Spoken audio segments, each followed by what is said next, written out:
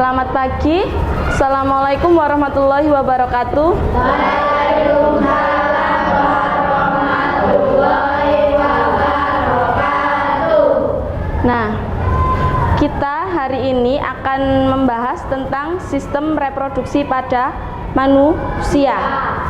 Setiap makhluk hidup selalu bereproduksi. Mengapa? Ada yang bisa jawab? Karena untuk melakukan apa? Untuk melestarikan keturunannya, untuk berkembang biak. Itu kenapa kita harus melakukan reproduksi. Nah, tujuan dari reproduksi yaitu untuk mempertahankan keberadaan jenisnya. Demikian juga pada manusia, proses reproduksi pada manusia itu diatur oleh sistem reproduksi. Nah, kalau pada manusia, sistem reproduksi itu ada dua jenis, yaitu yang pertama sistem reproduksi perempuan dan yang kedua sistem reproduksi laki-laki. Masing-masing ini dia mempunyai fungsi yang berbeda, mempunyai bagian-bagian yang berbeda. Sistem reproduksi pada manusia itu berfungsi atau dia mulai berfungsi itu ketika seseorang sudah mencapai kedewasaan atau sudah mencapai masa pubertas. Nah, pada pria kalau sudah mencapai kedewasaan, dia akan menghasilkan sel kelamin jantan atau bisa disebut dengan sel sperma dan juga hormon testosteron. Nah, kalau pada perempuan apabila dia sudah mencapai masa pubertas, dia akan menghasilkan sel telur atau bisa disebut juga dengan sel ovum dan juga hormon estrogen. Ini kalau perempuan. Nah, perkembangbiakan atau reproduksi pada manusia itu terjadi secara vivipar, yaitu apa? Ya, melahirkan anak. Dan fertilisasinya atau proses pembuahannya itu secara internal di dalam tubuh manusia. Karena manusia memiliki alat-alat reproduksi yang mendukung fungsi tersebut. Ini bagian gambarnya sistem reproduksi pria. Di sini ada vas deferens, ada penis, ada uretra, ada testis, skrotum dan juga epidermis. Di sini masing-masing punya fungsi yang berbeda-beda. Yang pertama yaitu epidermis. Epidermis di sini fungsinya yaitu tempat pematangan sperma. Di sini. Yang selanjutnya yaitu skrotum.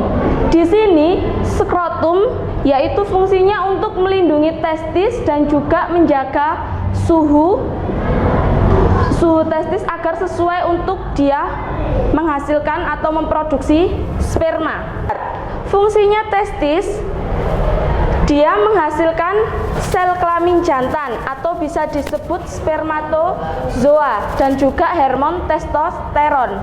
Jadi, testis bentuknya seperti telur ini, dia di sini tempat sementara yaitu sel sperma. Sperma ditampung di sini di tempat tampungan sebelum dikeluarkan. Selanjutnya yaitu uretra. Uretra ini merupakan saluran panjang ini dan dia membawa sperma dan urin ke dalam keluar tubuh. Nah, ini di sini ada saluran panjang yang dimana fungsinya yaitu dia untuk mengeluarkan sperma dan juga urin atau air pipis. Paham? Nah, selanjutnya penis. Di sini penis di gambarnya yaitu tempat saluran pengeluaran sperma dan juga urin. Jadi kalau laki-laki pipis atau dia mengeluarkan urin, dia di alat penis ini, sistem reproduksi namanya penis. Nah, di penis ini di mana dia saluran pengeluaran sperma dan juga urin melalui alat ini. Yang terakhir yaitu apa ini? Ya, yang terakhir merupakan vas deferens. Fungsinya yaitu tempat penyimpanan sperma sebelum dikeluarkan melalui penis. Saluran ini bermuara pada epidermis. Bentuk sel sperma nih, ini seperti kecebong. Dia mempunyai kepala, badan, dan juga ekor. Ini bentuk sel sperma.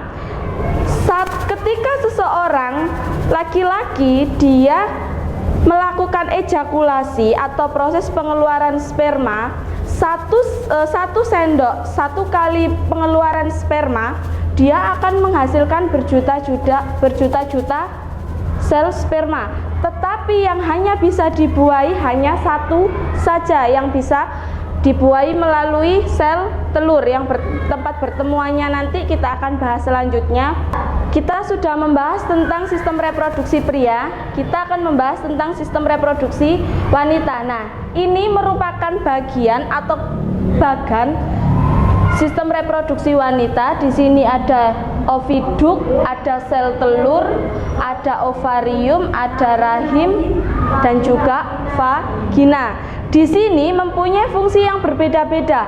Yang pertama yaitu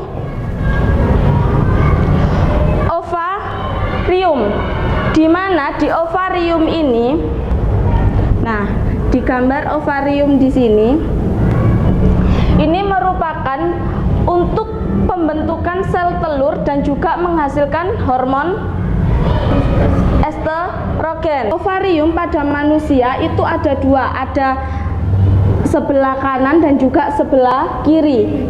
Yang selanjutnya yaitu oviduk, di mana oviduk di sistem reproduksi pada wanita yaitu sebagai tempat terjadinya fertilisasi atau pembuahan. Jadi di oviduk inilah sel telur dan juga sel sperma bertemu, sehingga di sini juga terjadi proses pembuahan sebelum dia menghasilkan zigot dan juga tumbuh bayi. Yang selanjutnya yaitu rahim. Kalau pada laki-laki ada enggak rahimnya? Enggak ada. Rahim itu hanya ada pada wanita. Rahim ini tempatnya untuk apa? Ya, sebagai tempat perkembangan dan pertumbuhan janin. Ibu mengandung berapa bulan? Nah, 9 bulan kalian berada di rahim ibu, yaitu tempatnya di sini. Nah, yang terakhir yaitu vagina.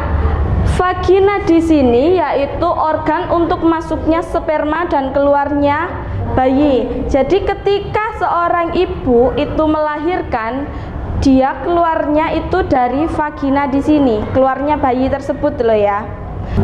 Nah, ini merupakan gambar sel telur yang dibuahi. Ini ada sperma, ada sel telur. Dari berjuta-juta sel sperma, hanya satu saja sel sperma yang mampu menembus dinding sel telur. Dan ketika sel sperma itu sudah menembus di dinding sel telur, hanya bagian kepalanya saja. Di situ terjadi proses fertilisasi atau proses pembuahan. Dari sini ada yang ditanyakan? Tidak. Kalau tidak ada, saya akhiri. Assalamualaikum warahmatullahi wabarakatuh.